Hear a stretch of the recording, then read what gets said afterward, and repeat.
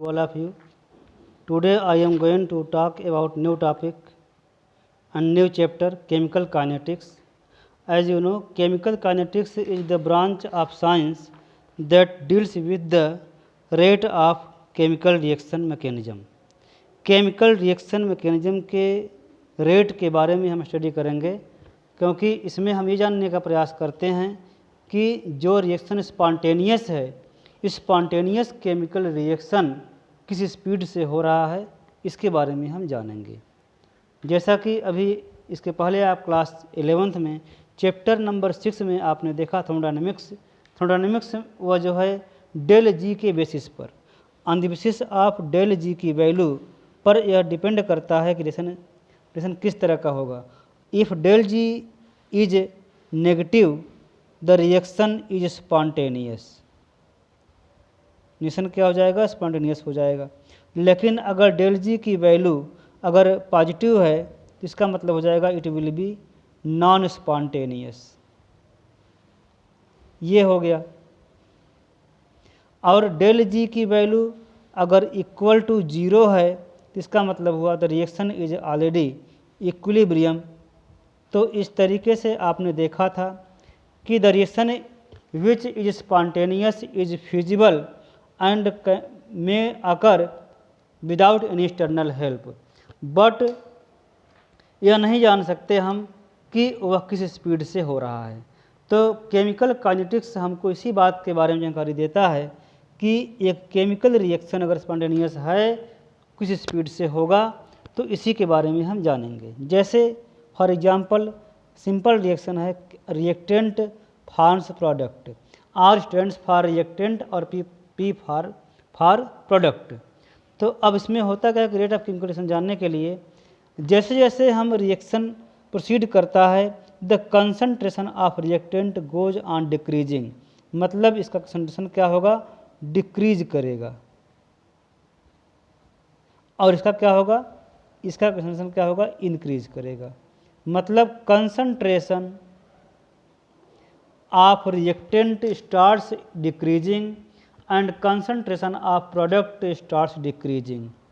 तो हम rate of reaction को रिप्रेजेंट कर सकते हैं इन बोथ टर्म्स में, डिक्रीजिंग कंसंट्रेशन ऑफ रिएक्टेंट और इंक्रीजिंग कंसंट्रेशन ऑफ प्रोडक्ट। तो जैसे वन टाइम में अगर T1 पे टाइम पर अगर एट टाइम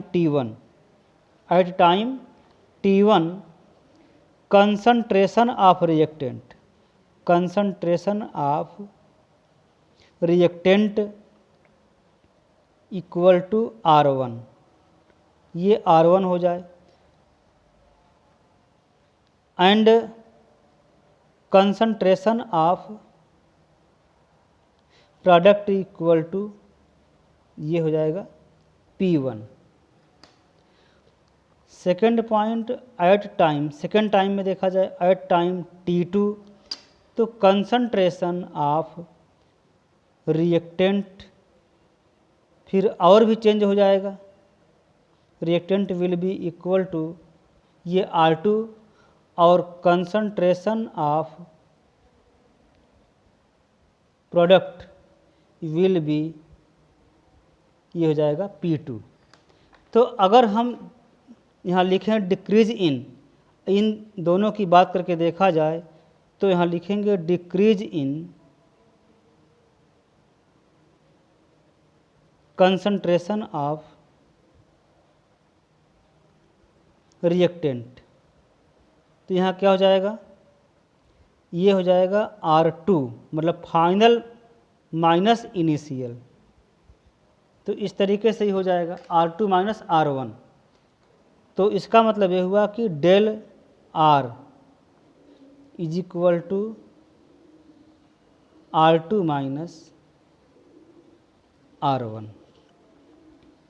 तो और यहाँ देखा जाए टाइम टेकन, इतनी चेंज होने में जितना समय जो लगा है उसे हम कहेंगे time taken.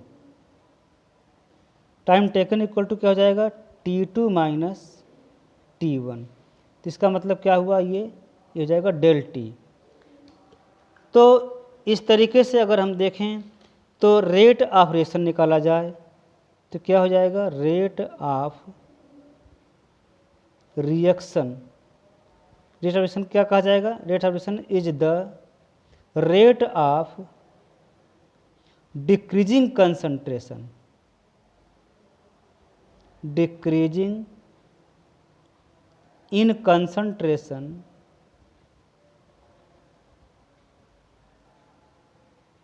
Of any of the reactants, किसी भी एक रिएक्टेंट का कंसंट्रेशन किस रेट से डिक्रीज कर रहा है, इसी को हम कहते हैं रेट ऑफ रिएक्शन। तो इसमें इसकी वैल्यू हो जाएगी rate is equal to del R upon del T. Since this has the negative value, इसको हम in order to get the rate positive यहाँ माइनस लगाना होगा। फॉर्मूला हमारा बनता है ये rate is equal to minus del R upon del T, इस तरीके से हुआ। लेकिन rate of reaction can also be expressed in the form of increasing concentration of product. तो इसको लिखा जाए, देख लीजिए, rate of reaction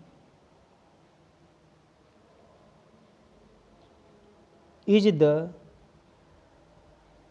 rate of increasing concentration of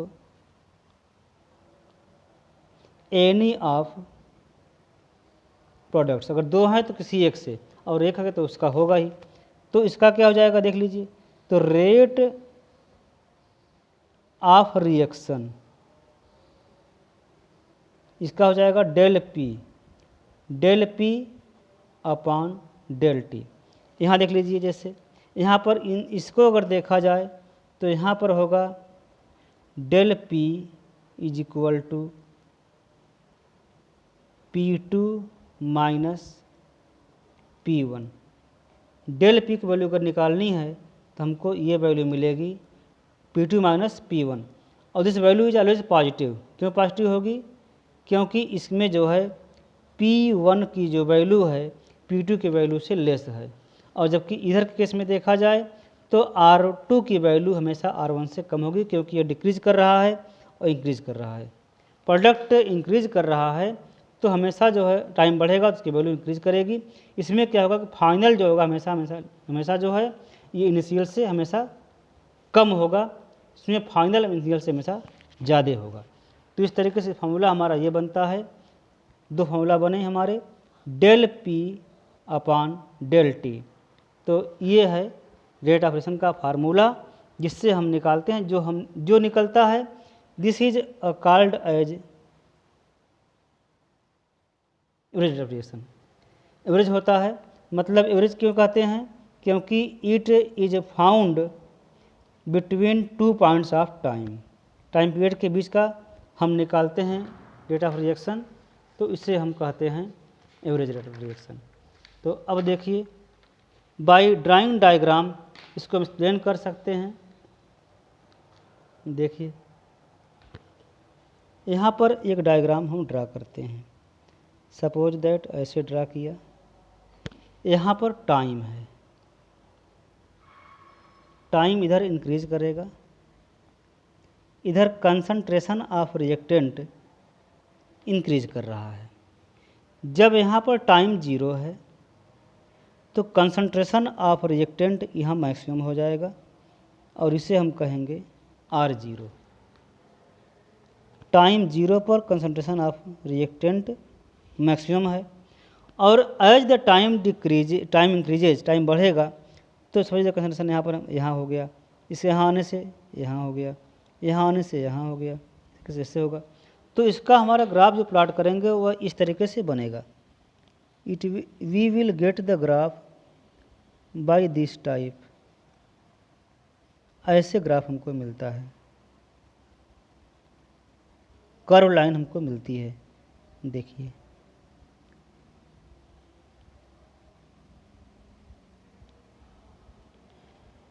this is curve line, और जो रिप्रेजेंट करता है हमारे changing concentration of reactant with the time. जैसे मान लीजिए हम यहाँ पर देखते हैं तो ये हमारा जो है ये टाइम जो है क्या है दिस इज टाइम t1, तो ये क्या हो जाएगा, दिस इज r1, ये r1 है।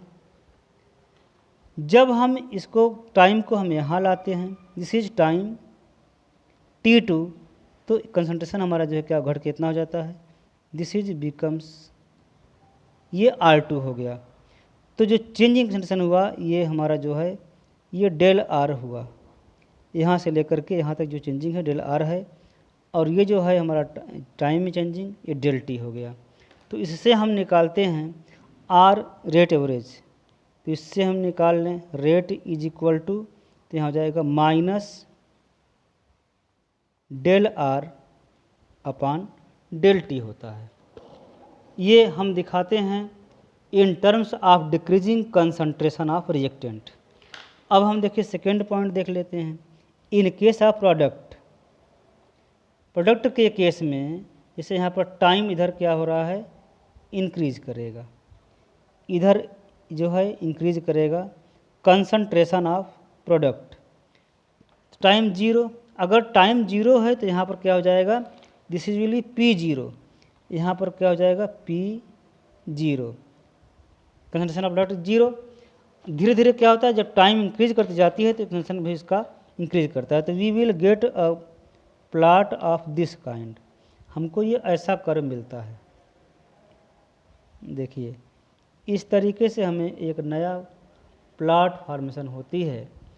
और यहाँ पर देखा जाए तो एट टाइम t1, यहाँ पर टाइम t1 हो गया, कंसंट्रेशन ऑफ प्रोडक्ट जो है यहाँ पर हो जाता है दिस इज P1। यहाँ पर देखा जाए एट टाइम t2, यहाँ पर हो जाएगा कंसंट्रेशन ऑफ प्रोडक्ट, यहाँ हो जाएगा P2। तो ये हुआ। अब अगर यहाँ से दोनों का डिफरेंस निकाला जाए तो ये जो वैल्यू आती है ये डेल P की वैल्यू ये होती है change in concentration of product, और यहाँ जो वैल्यू आ रही है दोनों के बीच डिफरेंस तो ये आती है डेल टी। तो इससे हम निकालते हैं रेट ऑफ रिएक्शन, तो is equal to del P upon del T. Both of these laws are applicable for rate of reaction which is average rate of reaction, लेकिन in order to find the accurate value, जैसे यहाँ तक देखा जाए तो ये rate of reaction यह show करता है कि यहाँ से लेकर यहाँ तक जो है रेट सेम है, लेकिन हम देखते हैं कि लाइन कर्व लाइन है। On this curve line the rate of reaction is not always same at any point, वही चीज़ यहाँ पर भी है, सेम नहीं है। तो in order to get instantaneous rate of reaction, तो हम यहाँ पर एक टेंजेंट ड्रा करते हैं। We draw a tangent here, देखिए हम यहाँ पर एक टेंजेंट ड्रा कर देते हैं, एक टेंजेंट ड्रा हम यहाँ भी करते हैं, और उसी टेंजेंट के अकॉर्डिंग हम यहाँ पर पाते हैं स्ट्रेट लाइन, जैसे यहाँ पर हो गया। इन दोनों पॉइंट को हम इस तरह से ऐसे मिलाने का प्रयास मिलाते हैं, जैसे यहाँ पर हो गया, ये जो वैल्यू आई है this is the rate of reaction for minute small difference of time, छोटा पॉइंट में जो है हम टाइम निकाल रहे हैं, इसका निकालें। तो ये जो वैल्यू आती है ये हमारी वैल्यू आती है dt, और ये जो वैल्यू आती है यहाँ पर ये है dr, this is the value of dr। तो इसी तरीके से हम यहाँ भी देखते हैं, यहाँ हमको मिलता है स्ट्रेट लाइन मिलती है, तो इस पॉइंट का हम निकाल लिया, यहाँ देखिए मिला है, जो टच कर रहा हम वही देखेंगे, जहाँ straight line we will get straight line. तो यहाँ देखें आप,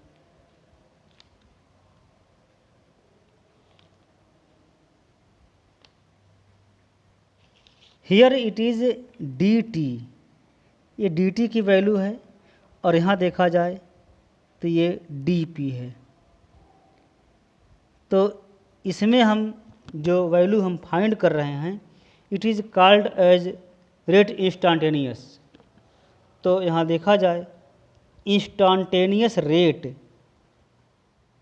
इज इक्वल टू हो जाएगा माइनस dr बाई dt, और यहाँ देखा जाए तो यहाँ लिखेंगे रेट वो भी कौन सा, instantaneous is equal to dp/dt। तो इस तरीके से हम देखते हैं कि for instantaneous time we get instantaneous rate of reaction, जो कि शॉर्ट टाइम पीरियड के लिए होता है, और इसमें हम थोड़ा सा एक्यूरेट वैल्यू इससे फाइंड करते हैं, बट नॉट एक्चुअल वैल्यू। लेकिन ये है कि थोड़ा इसमें जो है करेक्टनेस पाया जाता है than the average rate of reaction.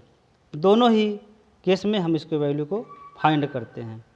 तो इस तरीके से ये था रेट ऑफ रिएक्शन। और इसका यूनिट क्या होगा, unit of rate of reaction, unit of rate of reaction. तो इसे कैसे निकाला जाएगा ये भी देख लीजिए। जैसे अभी आप देखते हैं कि रेट है, rate is equal to concentration of reactant or product, यही है।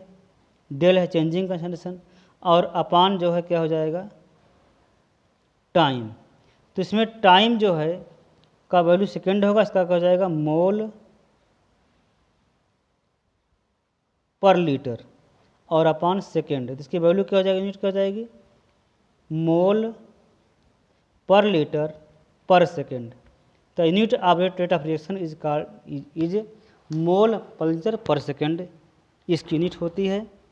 और इस तरीके से इसको हम फाइंड करते हैं। और अब हम आगे पढ़ेंगे, नेक्स्ट टॉपिक पर बातें कल होंगी, which is the dependence of rate of reaction on concentration. तब तक के लिए student, thank you very much to all of you for the lecture today. It's okay.